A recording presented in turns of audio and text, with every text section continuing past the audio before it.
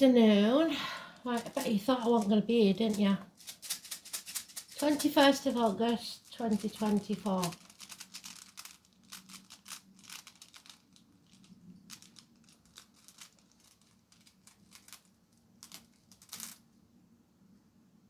Rider, it's a chariot. Now, what was the song? Oh, very superstitious. I think we have had it before, but it was around Halloween time, maybe. Rider. So, you can only afford a carriage when you're rich. Remember that. It's about teamwork, working as a team. It's the home and family life. It is riches. So, and the letter R, obviously.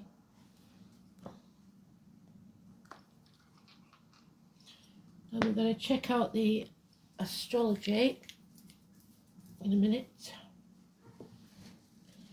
Oh, karma, Scorpio, transformations, and 12th house of sacrifice. So to make that transformation, you've got to sacrifice something. 21st of August, so we're going into Virgo. And the moon is in Pisces. So 12th house is Pisces, prisoners, institutions, suicide, financial, emotional, spiritual or physical. Odin hung by the feet to learn the runes, so he sacrificed something there, including an eye.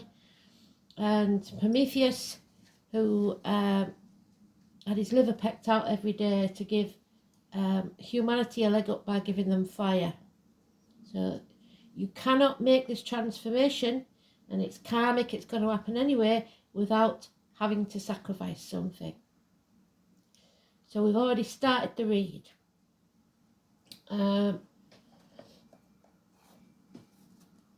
Today's card will be the World, Universe in some decks. It's the Cosmic Dance.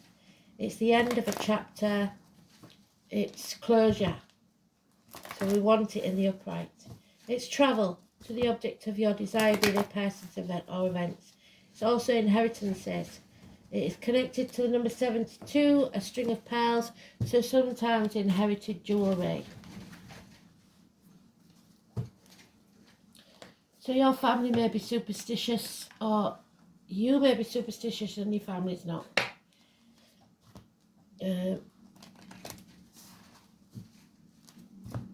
I think it was covered by Ollie Mays one bit, so Oliver could be an important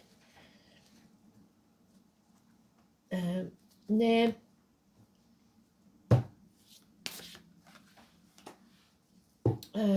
Maybe Stevie Wonder, so there's the eye issues again, like with Odin.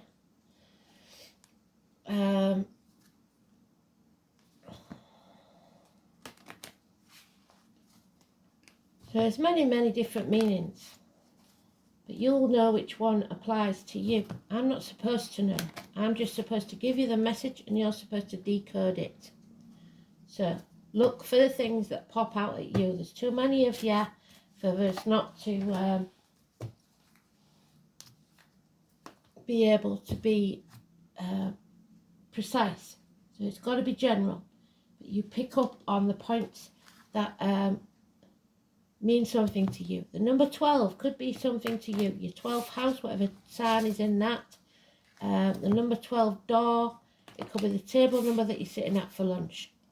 Number 12. There will be sacrifices that you have to make. And boundaries that you have to put in place.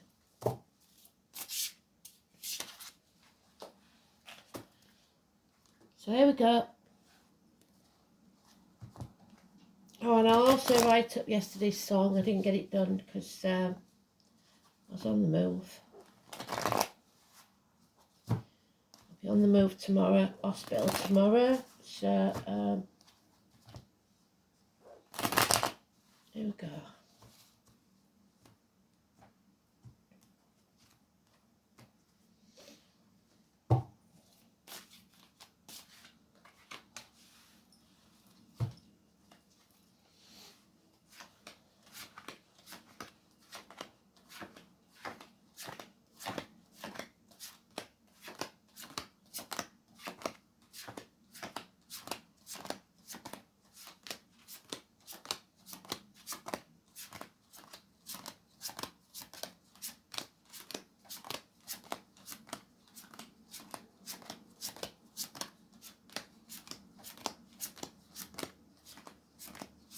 And there it is, the 21. So we are ending a chapter in a good way. Some things come full circle, and tomorrow we'll be beginning a new chapter.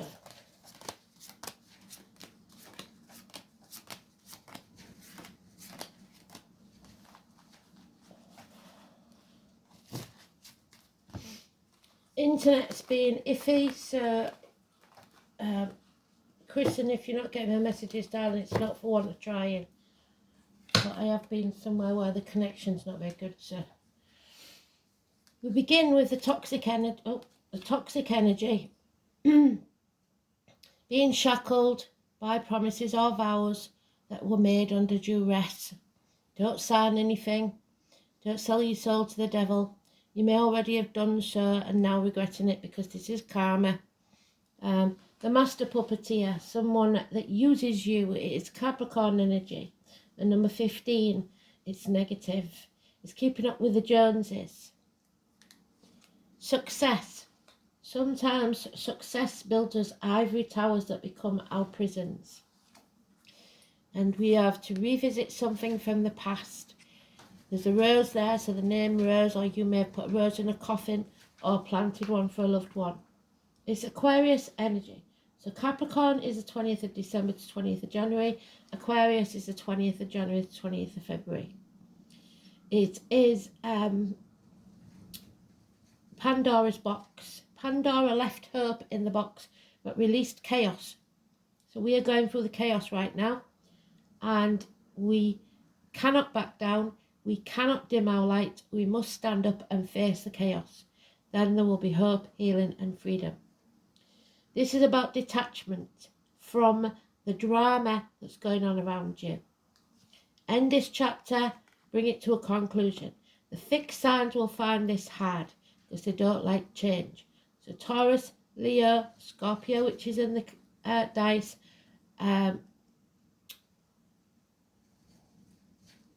Taurus, Leo, Scorpio, and Aquarius, which is in there.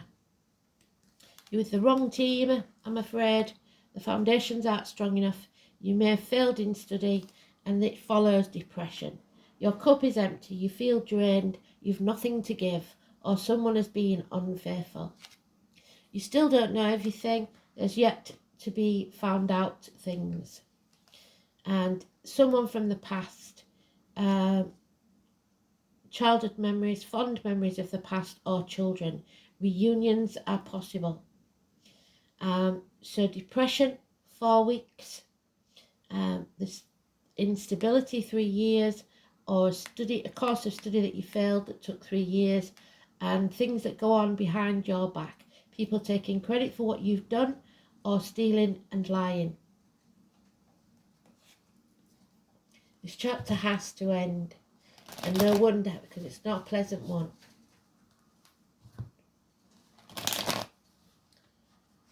Six months.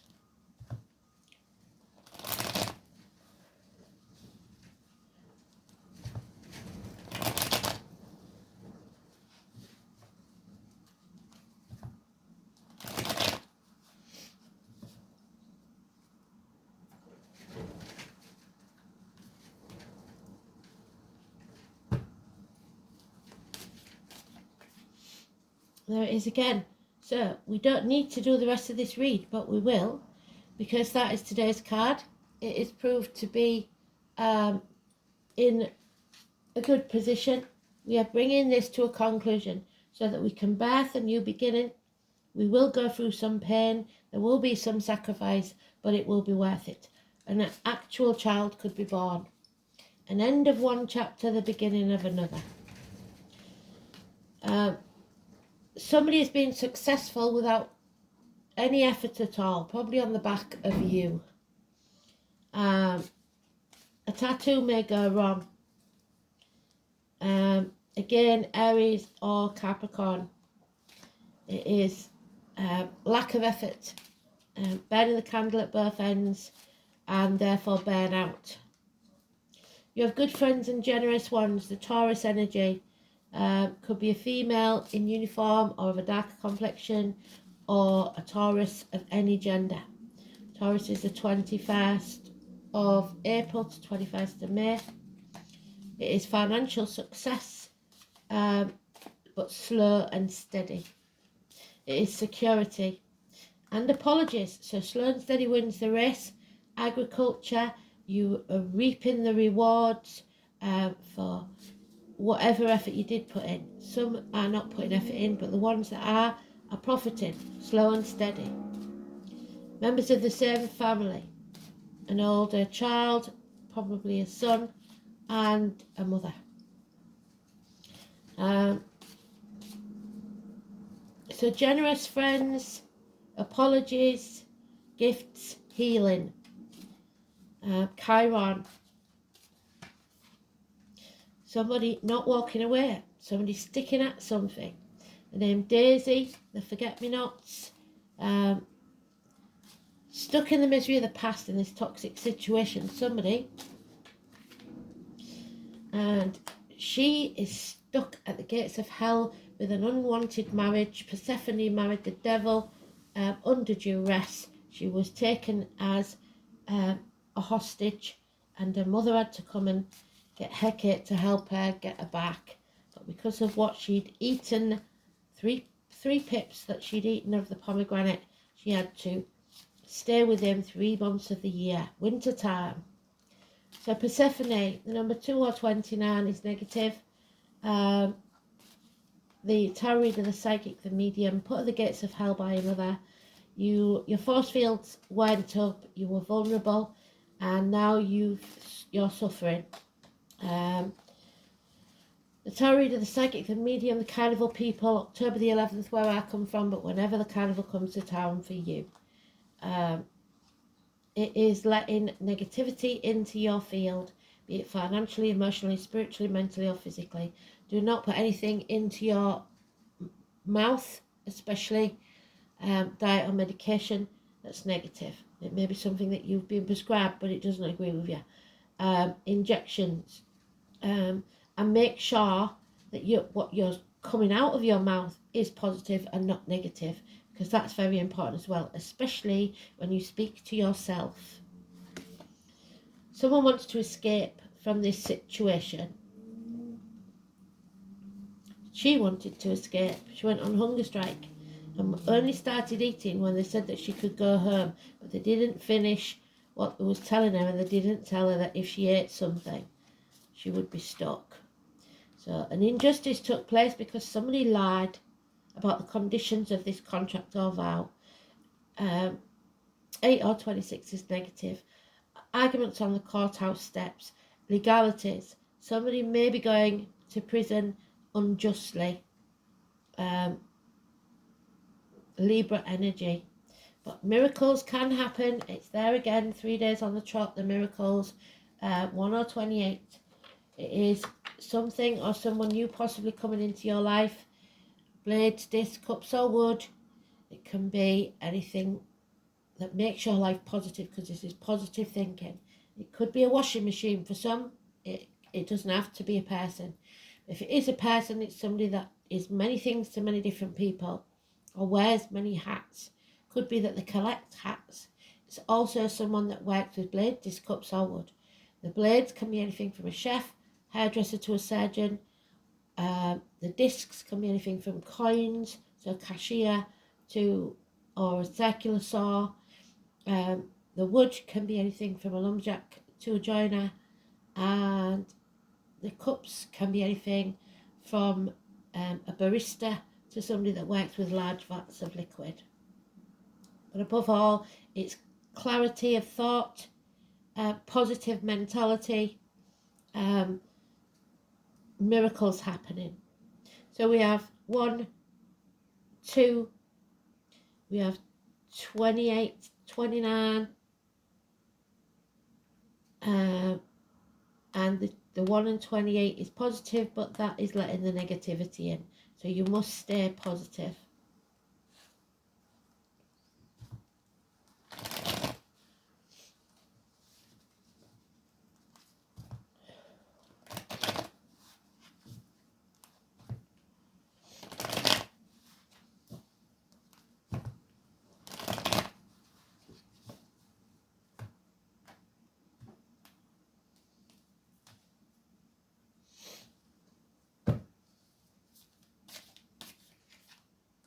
Yeah. Somebody is dwelling in the past and it's not good for you. It's depressing.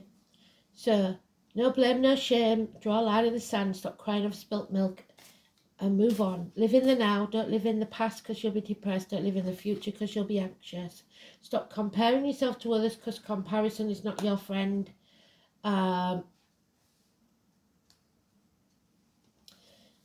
It doesn't matter what you did in the past because you were with the karma there. You are reaping what you sowed in the past. So if it's difficult now, it's because of something that you did in the past or didn't do. So you have to now reassess, reevaluate. It's the apple tree. Pare away the branches that do not bear fruit, the things in your life that no longer serve you, and then do the right thing from now on, and you will see better results. Something has to come to an end, financially or stability-wise, because you're with the wrong team. If you're feeling ungrateful, then Spirit will take more from you.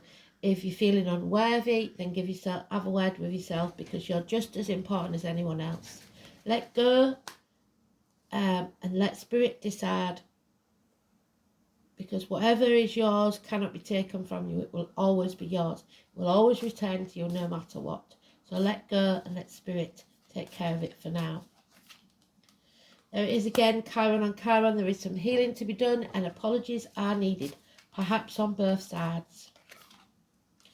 There is an unhappy home life or repairs need doing, a loss of home, a wedding called off, celebration called off perhaps.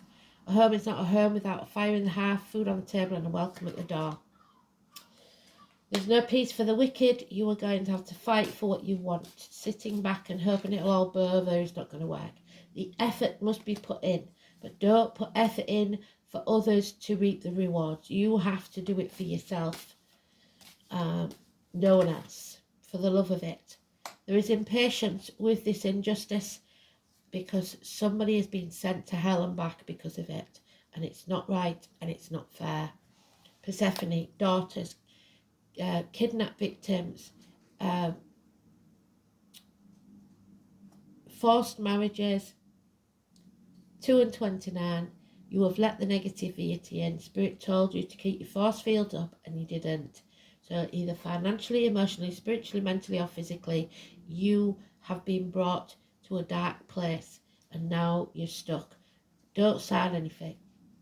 If you've already signed it, then I would reevaluate, relook at something, reassess it, because you may have made a mistake. So wherever you see those numbers, 2 and 29, massively important negative energy, as is the 15. So there are sacrifices to be made, I'm afraid. Or you may have already sacrificed. You think more than enough. You're going to have to be patient.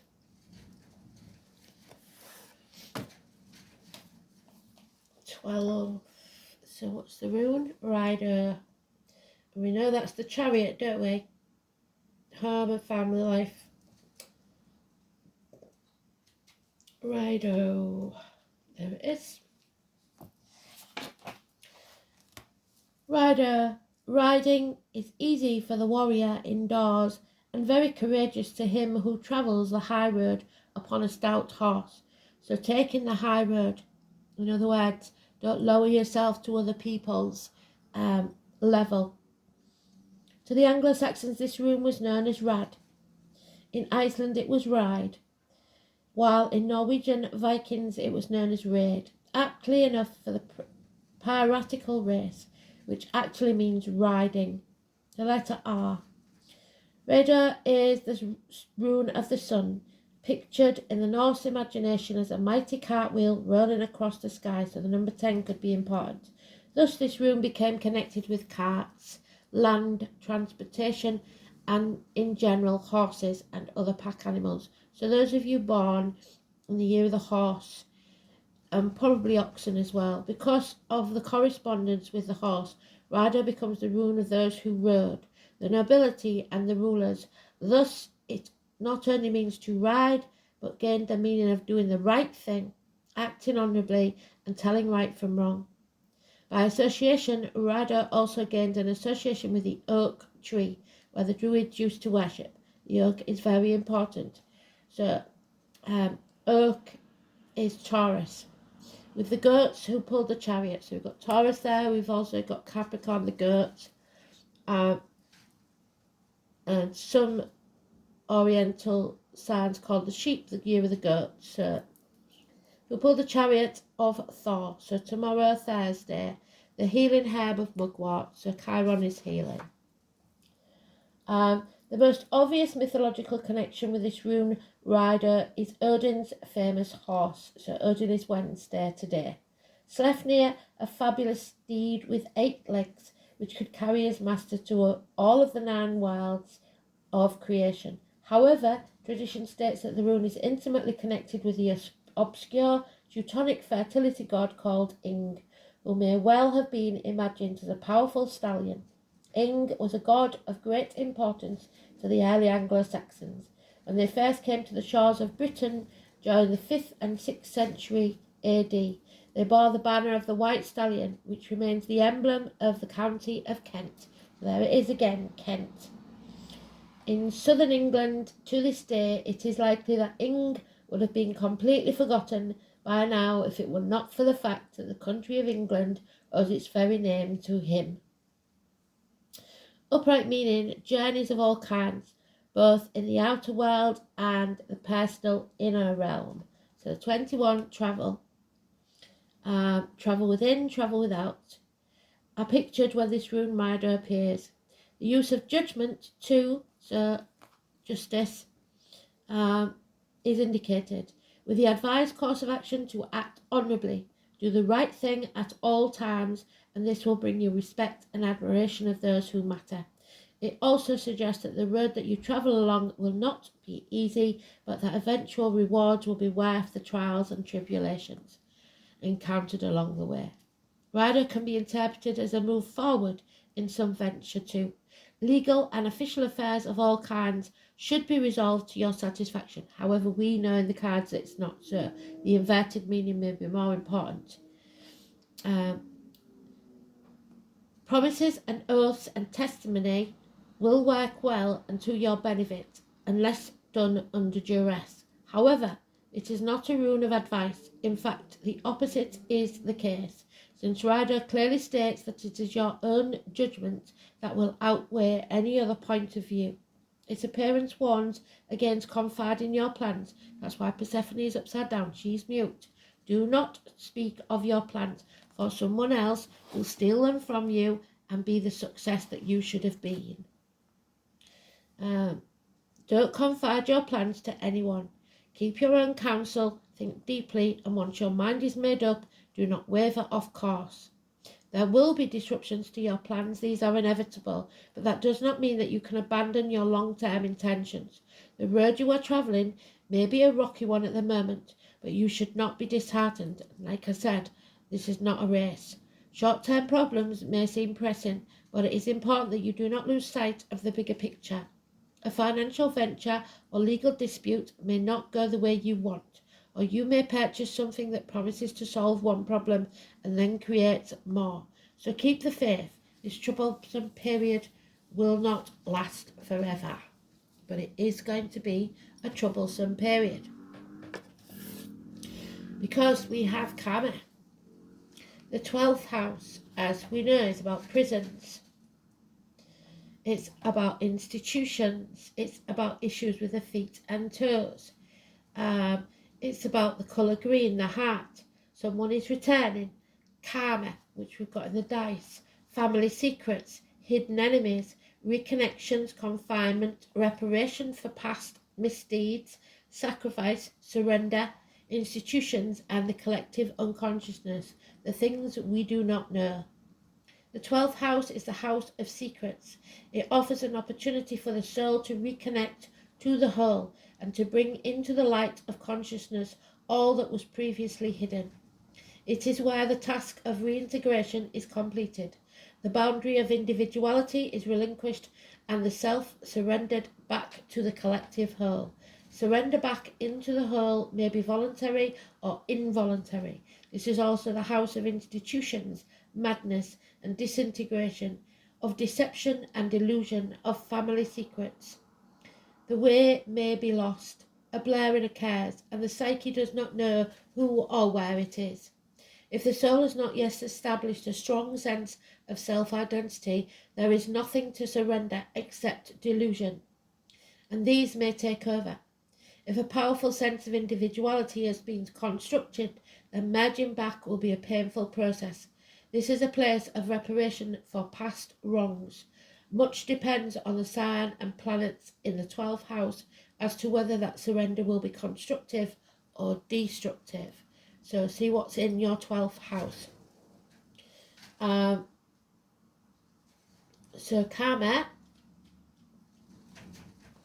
it's the dragon again. And it is a south node, so karmic debts. The ingrained response, your survival instincts, your innate abilities, what are you compelled to do, stagnation and karma. The south node symbolises all that has gone before. Like the moon, it represents entrenched instinctual behaviour that arises from innate reaction. As such, it is an ancient part of your psyche. This is a place of unfinished business. What did I say? We have to revisit the unfinished business. There it is.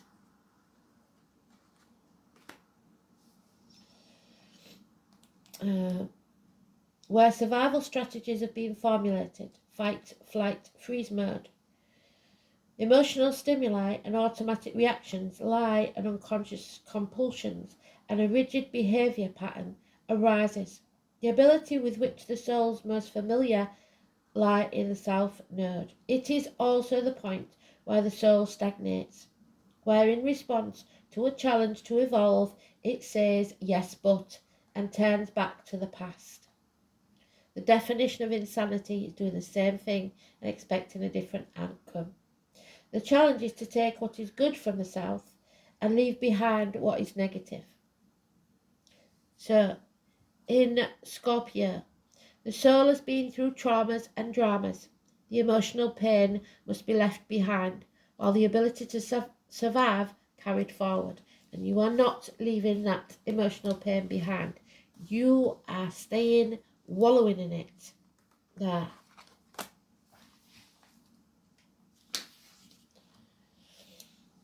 So, 12th house. The soul has been seeking a oneness, but confused this with atonement and can now move beyond karma. So this will be your last sacrifice, and then you can start a new chapter where you will owe nobody nothing, just yourself.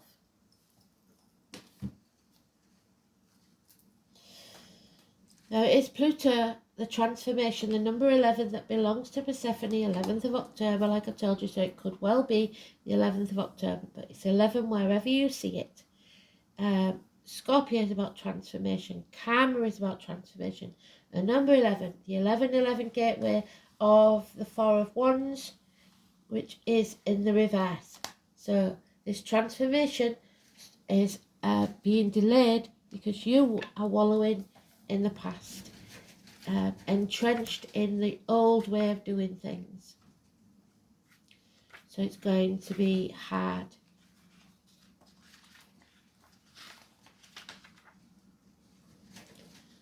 Six of Swords. It is time to move on and not take the baggage of the past with you. So we have 11, we have 12, we also have 10 with the wheel of the chariot. Like we said, the karmic wheel is number 10. So 10, 11, 12. We've got 13 of Scorpio, even though we haven't got it in the cards. So possibly of next month. Those living deeply have no fear of death. The name Annie could be important in the number 9. Pluto, the smallest and outermost planet in our solar system, probably carries the most weight. It is the planet of extremes. Birth, sex, death are Pluto's themes. In Greek legend, Pluto was the god of the underworld, Hades. There we have him. His earlier name, Hades, came to designate the dwelling place for the dead. The name Hades means the unseen. He is the unseen, she is the unheard.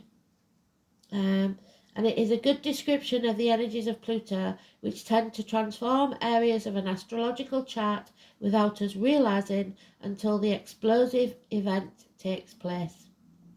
Pluto was discovered in 1930, and although it is now considered a dwarf planet, transit from Pluto are extremely powerful and bring on significant life changes. In traditional astrology, Pluto is a higher octave of Mars, but has some similarities to Saturn, so war and truth, which is also a force of oppression, and we are being oppressed. Pluto governs renewal and rebirth. It brings to the surface things that have been hidden but felt deeply inside. These are sometimes painful to confront, and they are embarrassing or taboo, which is why we're people pleasing. This dwarf planet tends to inspire unwelcome surprises. Pluto can be like the tower collapsing in your life, a life from which you must rebuild from the debris, and also inspiration. Many things you have relied on for always being there will suddenly disappear or leave, so somebody's going to pull the rug from under you.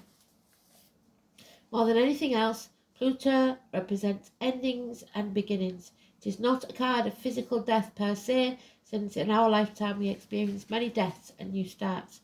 This is simply a time when the decks are being wiped clean for a new action, so do what's right from now on. Most of the time, you begin to feel ill at ease with the feeling of something not right, and things go down strangely with an eerie silence like that of the Titanic. So the ship is sinking. If you are in a relationship that is difficult, it will end. Or if you're in a relationship that is meant to be, like I said, what's yours will always be yours, it will deepen and be more fulfilling. Any romance that starts at this time will prove to be intense. It is very important not to try to control others. Instead, surrender to the ups and downs for a while, although some of these changes may be painful for you. That said, this is a time of intense sexuality.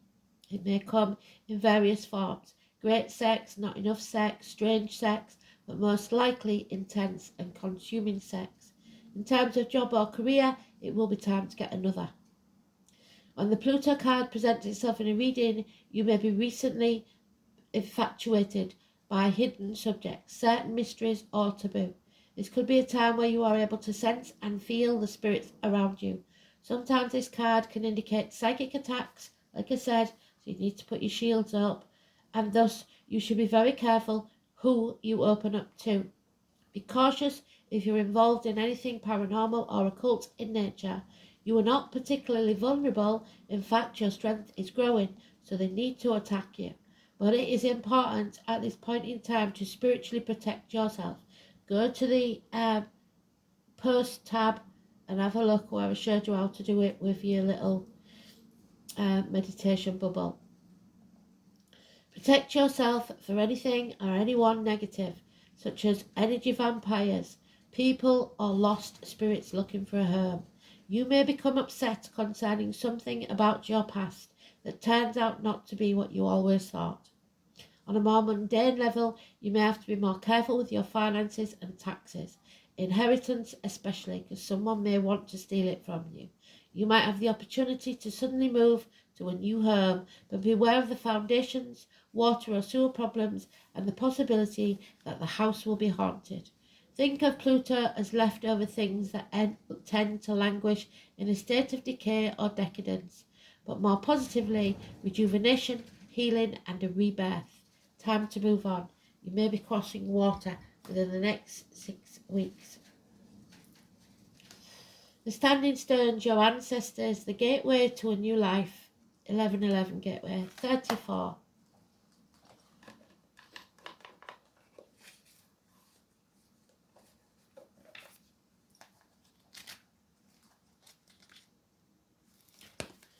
So, the standing stones are found in many locations all over this world. Many theories abound of what their uses were, and many agree that they are sacred places where one could make contact with the ancestors, All those that have gone before have gone back to the earth, taking with them all the lessons learned, and become a group collective energy. So again, they're talking about the collective energy. Standing stones are seated within the earth and above the ground, and many contain quartz, which is known as an amplifier of energy, and also one to help with two-way communication with the spirit world. Standing stones may be dolmens and gateways, and some are burial tombs. Regardless of what the shape they take on, the energy suggests their sacredness and gateways to other dimensions. In journeying, I have come across spirals carved into the stone. If I place my hand on them, I am transported to a different location. They are definitely portals of some type and hold incredible energy. On drawing this card, you are being beckoned to contact the elders or ancestors. Guidance from those that hold the knowledge you have not yet come to understand yourself. They may be living or past. They may be your direct lineage or from a group collective. It means a time of seeking knowledge to help you with making decisions or working on an issue that really has you chasing your tail. When we find ourselves on a merry-go-round that we can't seem to find a way off, it usually requires a different perspective and outside guidance, but we haven't got that because we've got to keep our own counsel. Find a place in nature where you will not be disturbed, especially by an oak. Place your hand on the ground and hold a stone in your hand. Ask for the wisdom of the ancestors to help you work through what needs to be addressed. Ask for the guidance or help with looking at something from a different angle to help you grow in some way. Remember that one day you too will be an elder as you draw to you the life lessons that make you the wise one. You can also travel to sacred standing stone sites around the world, either physically or spiritually. Meditation and journeying where you take your spirit or consciousness to a site can yield incredible results. You are not limited by your physical body. You can travel to these places at any time and bathe in their healing energy and talk to the spirits that reside there.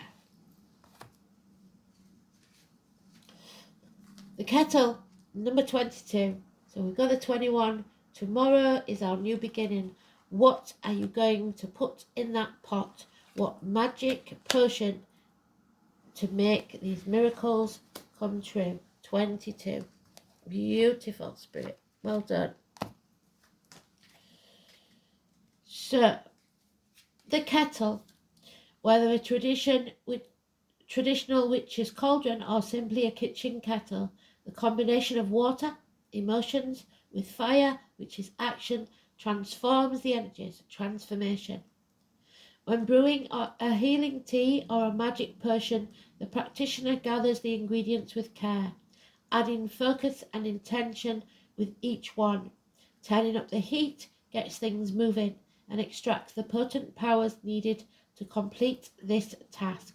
It is time to light a fire under the situation, so put a rocket up your backside and get things bubbling. Think about what you want to accomplish, what you wish and hope for, and then make a solid plan of action, but do not tell others to take the first steps towards your desired outcome. This will require activity, intensity, and energy. Something is bubbling below the surface, and the energy is about to explode. Set your intention. How can you use magic in this situation? Magic spells are your words and your thoughts. Use them wisely. And here we have the 11 again. The 1111 gateway. It is a challenge. Be my death, you will. Somebody has said you'll be the death of me. So,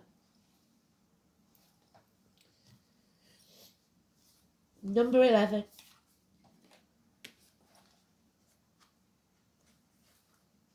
So, again, 10, 11, 12 and 13. Massively important. Hemlock. Conium maculatum. Saturn, the truth, Venus, love. And the element of water. That cup, that empty cup that we started with depression there. So, you fill your own cup. It is never empty. It's refillable by you. Don't wait for others to make you happy. Hemlock is one of the most dangerous of the witch's herbs, preferring to grow near boundaries. Put your boundaries in place. And borders of roads, gardens and waterways. For it is an herb of the gate, of the veil between life and death. Magically, it should only be used with great care. Traditionally, it is used in magic to curse and to harm, superstition, in charms and spells that call upon its poison. Somewhat counterintuitively, hemlock is also used to cleanse and empower the tools of a witch, often the blade or wand. Like many toxic herbs, as again we start with the toxic energy of being used, it can be used in toxic versions of flying ointment to aid in journeys to the underworld and in religious veneration. Any of the dark goddesses and gods, such as Hecate, can be honoured by tending to hemlock. Demeter went to Hecate at the crossroads and asked her to find Persephone, and she travelled to the underworld to Hades to bring her home. Someone is travelling to bring those who have been held to ransom back from the gates of hell.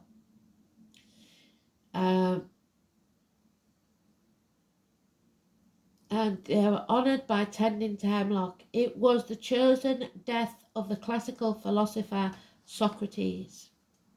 The spirit of hemlock is definitely about boundaries, borders and other worlds, and can often help us have vivid dreams and journeys, particularly when we are to face a trauma and violence we have experienced or committed against another. Hemlock helps us when we are paralysed emotionally, mentally or spiritually due to fear. And there it is, due to fear we are stuck. And past traumas. It helps us when we feel we cannot change or move on by dissolving calcified thoughts, calcification of any part of your body, and beliefs in our energy body. Getting in touch with our deeper consciousness. Unpleasant dreams are often triggered, and they are triggers for change. So, in the reverse, you are stuck in your current situation. You might feel that another has positioned you to be blocked, stuck at the gates of hell. But when hemlock reverse shows up, we know that on some level we have to take responsibility for the thoughts, feelings and actions that have gotten us to this personal paralysis. Seek the answers to your own problems in your dreams. Meditate, but be prepared to confront with the things you seek to deny. So somebody is living in denial. You have the keys to your own freedom. Set yourself free. Thanks for listening. Speak soon. Bye.